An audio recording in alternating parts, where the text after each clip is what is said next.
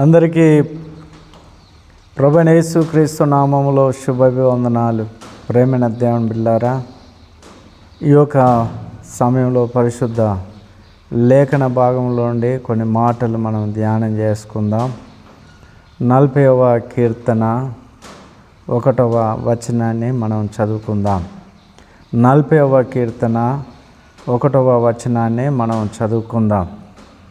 ప్రియులారా, యెహోవా కొరకు నేను సహనముతో కనిపెట్టుకుంటుని, ఆయన నాకు చెవియొగ్గి నా మొర ఆలకించను.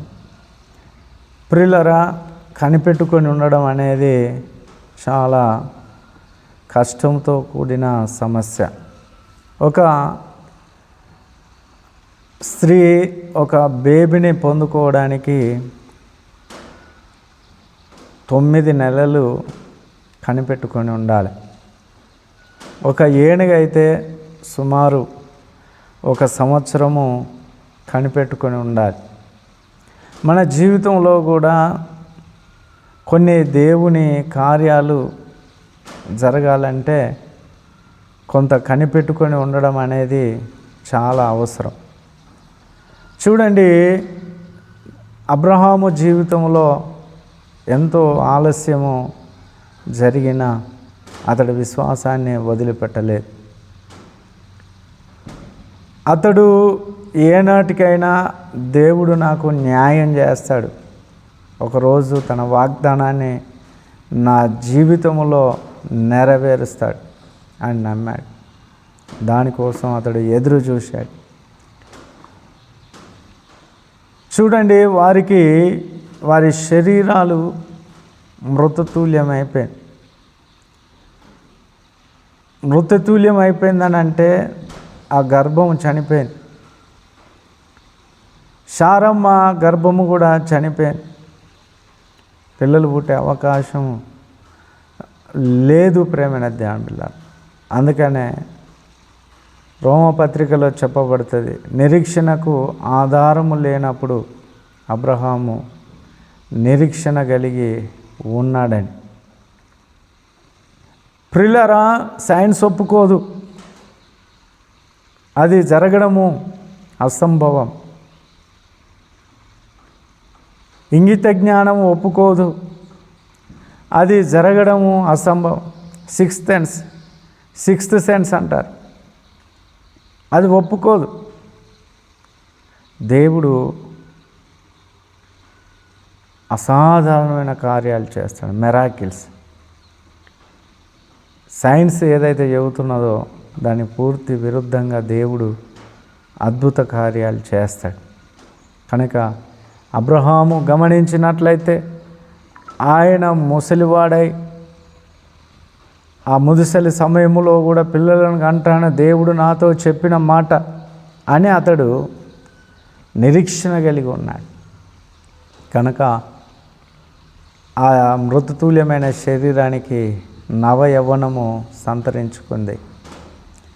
దేవుడు మరలా వారి యొక్క యవ్వనాన్ని పునరుద్ధరించాడు. నీ యవ్వనము పక్షిరాజు యవ్వనం వలె చేస్తానన్నా, నువ్వు అలేక పరిగెత్తుతావని దేవుని వాగ్దానం. ప్రేమైన దేవుని బిడ్డలారా, కనుక ఆ రీతిగా దేవుడు మరలా తన యవ్వనాన్ని పునరుద్ధరించి తన వాగ్దాన ప్రకారము వాగ్దాన పుత్రుడైన ఇస్సాకును దేవుడు అనుగ్రహించినట్లుగా మనం చూస్తూ ఉన్నాం. కనుక నీ జీవితంలో కూడా అటువంటి అద్భుతాలు, అటువంటి ఆశ్చర్యమైన కార్యాలు దేవుడు చేస్తాడు. నీవు చేయవలసిందల్లా కనిపెట్టుకొని ఉండడం, కనిపెట్టుకొని ప్రార్థన చేయడం, దేవుని సన్నిధానంలో కనిపెట్టుకొని ప్రార్థన చేయడం. దేవా, నీవు అద్భుతాలు చేసేదేవు. తన ప్రజల కొరకు ఎన్ని మెరాకిల్స్ చేస్తాడంటే అన్ని మెరాకిల్స్ దేవుడు చేస్తాడు.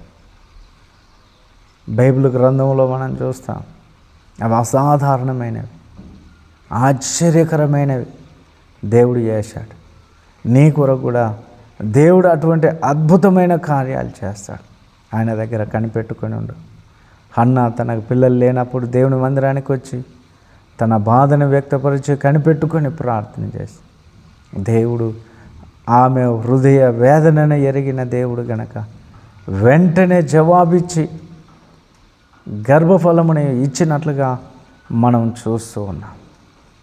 నా ప్రేమైన దేవుని బిడ్డ, నువ్వెన్ని సంవత్సరాలు అవుతుంది నిరీక్షణ కలిగి, ఎన్ని సంవత్సరాల నుండి నీవు దేవుని దగ్గర అడుగుతూ ఉన్నావు, ఆయన దగ్గర ఆ జవాబు కొరకు ఎదురు చూస్తూ ఉన్నావు.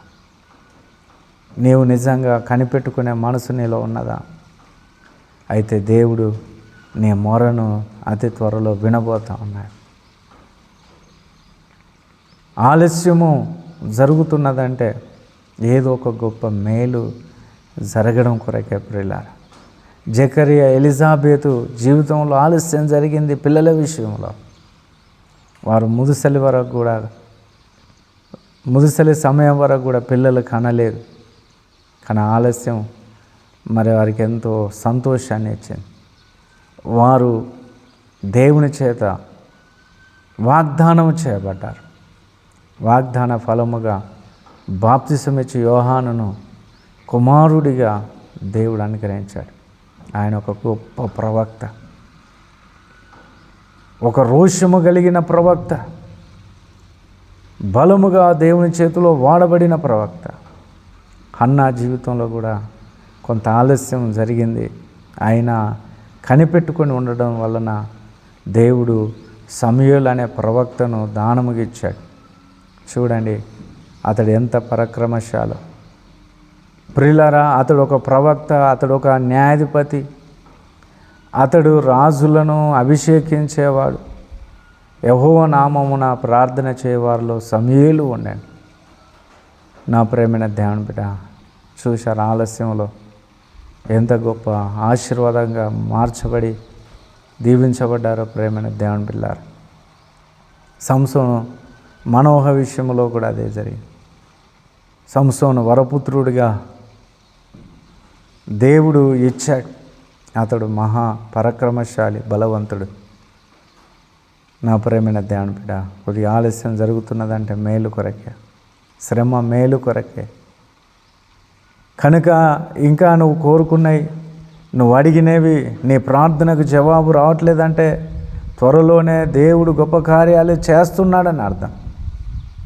కనుక కనిపెట్టుకునే మనసు కలిగి ఉండు. దేవుని దగ్గర నీ ప్రార్థనకు జవాబు వచ్చే వరకు, పొందుకునే వరకు కనిపెడుతూనే ఉండు. దేవుడు నీ జీవితంలో అద్భుతం జరిగిస్తాడు. ఈ మాటలు వింటూ నా ప్రియ సహోదరు వేసారిపో, దేవుని వైపు చూడు. అందరం కూడా తలలు వంచినట్లయితే ప్రార్థన చేసుకుందాం.